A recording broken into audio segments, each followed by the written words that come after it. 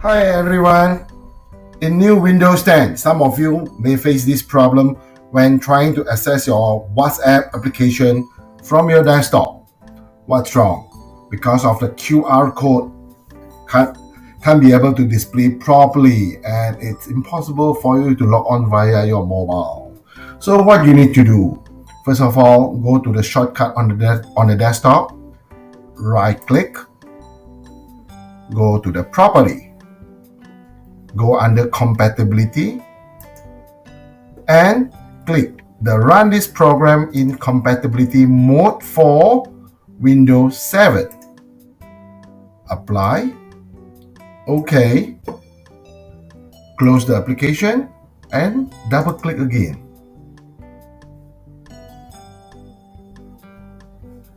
QR code display and problem resolved.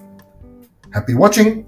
If you like this video, please like and subscribe at this channel.